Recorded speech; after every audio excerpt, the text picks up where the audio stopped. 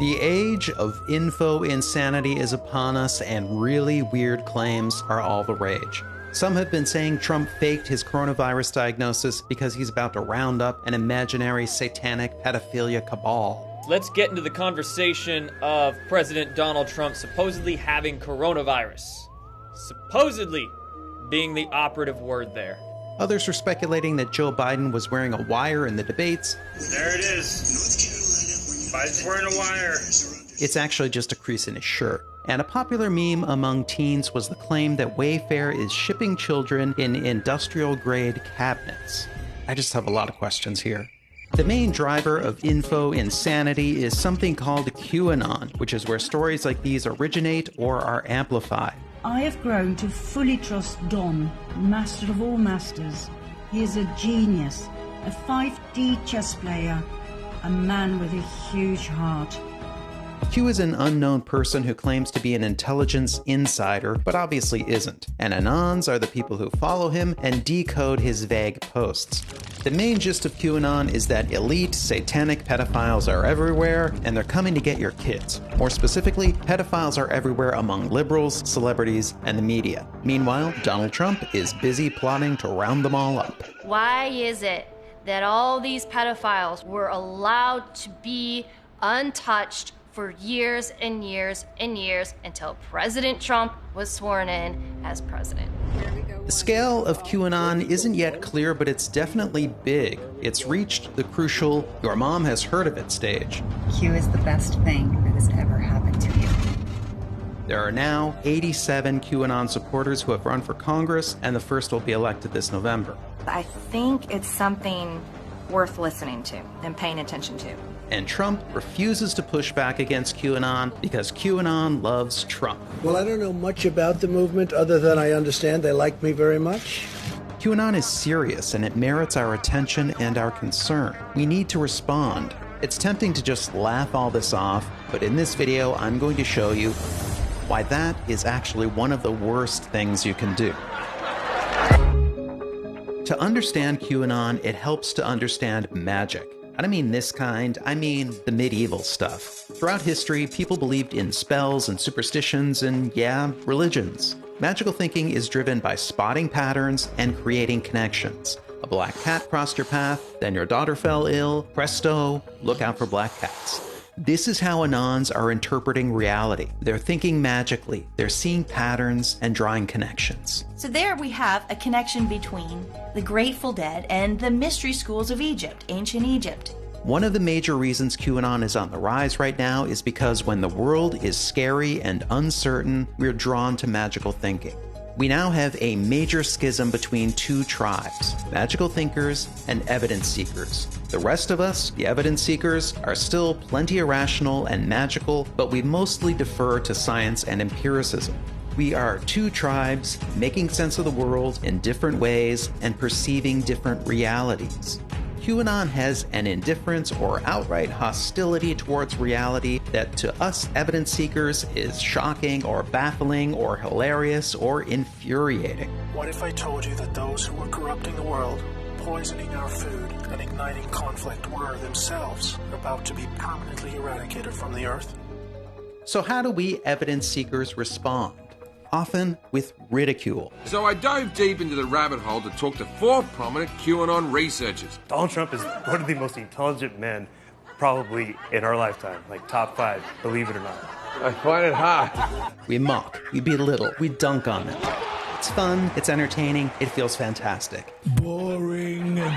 Ridicule is a booming industry in Trump-era America. I'm no psychiatrist, but I think it's safe to say This guy's got some big issues. There's even an anti-QAnon community of influencers and podcasters and YouTubers dunking on QAnon all day, every day. Many of them seem to love this stuff the way that other people love awful movies. It's so bad, it's good. Not the beast! Ah! Creators like these are funny and smart and, generally speaking, right. In a lot of ways, ridicule works. It's a peaceful weapon against the powerful, it persuades people who haven't chosen sides yet, and it demonstrates to those already on your side that your team is the smartest and wittiest and most wonderful of all. Ridicule is part of society's immune system. Just like your body's immune system fights a viral invader, ridicule attacks nonsense and drives it back to the fringes. Or at least it tries. Where we go one, we go all. God bless, Patriots. But where ridicule falls entirely flat is at bringing people back who do believe in QAnon. Instead, ridicule leaves in its wake shame, anger, resentment, and in the worst cases, humiliation. We underestimate the power of this emotion. If someone humiliates us, we will hold that grudge indefinitely and we will get our revenge. I think we all learned this from the Karate Kid. What role has the judgment and condescension of college-educated urbanites played in spawning QAnon? How big a factor is humiliation in the rise of Donald Trump? And if you think you're above being targeted with ridicule, if you think you're beyond the reach of humiliation, allow me a brief demonstration. Maybe you think Donald Trump engineered some brilliant covert conspiracy with Russia despite not being able to keep anything else secret. We are actually about to find out if Russia maybe has something on the new president. Maybe you think JFK was taken out by the FBI or the CIA or the military-industrial complex. I think most Americans would agree that it was not a lone gunman. That's the conspiracy, is the Warren report. Actually, this guy definitely did it all by himself. Maybe you believe in anarchism, which has never worked anywhere ever and spectacularly explodes in all experiments. If you believe any of these things, you might have just felt the sting of ridicule. That's the feeling we give others when we ridicule them. Did it make you rethink your positions? Not unless you were already rethinking them. More likely, you doubled down. You got to work figuring out why I'm an idiot. Maybe you even started plotting your revenge, like a meme tweet. We all believe goofy stuff. We go to great lengths to avoid admitting being wrong because it's embarrassing. And when you're really, really, really wrong, it's humiliating. Why are they not in jail?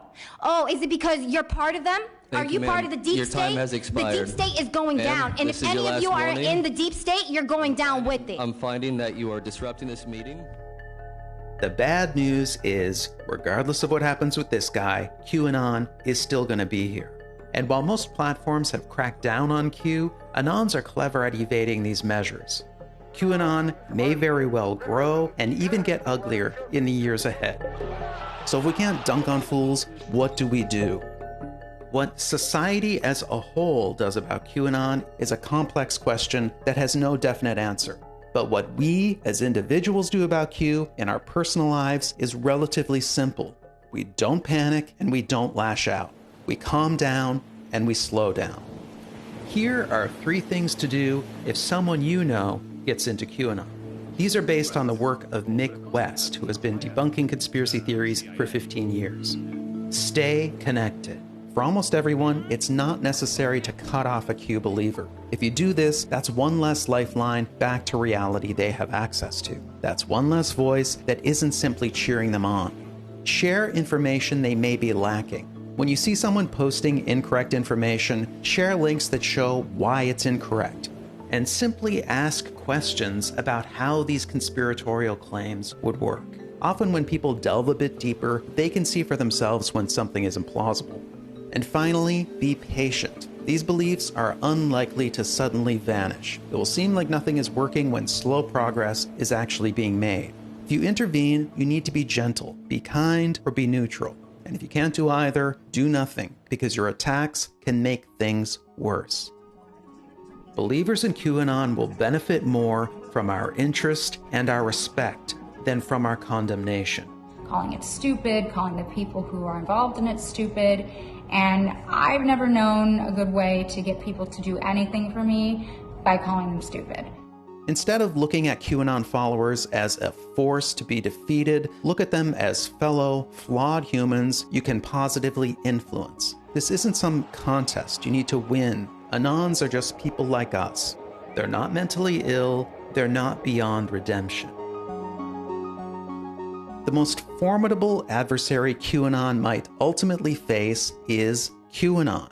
This is a narrative that is not built to last. It's premised on predictions that never materialize, any and all outlandish claims are accepted, dissent is not tolerated, there is no objective reality, and everything is interpreted. QAnon will always be an incoherent mess of nonsense. These are gigantic faults, and for many Q followers, they will become obvious in time. And the Q show is still in its early seasons. People will also simply get bored. In the meantime, we need to endure and not chase people deeper down the rabbit hole.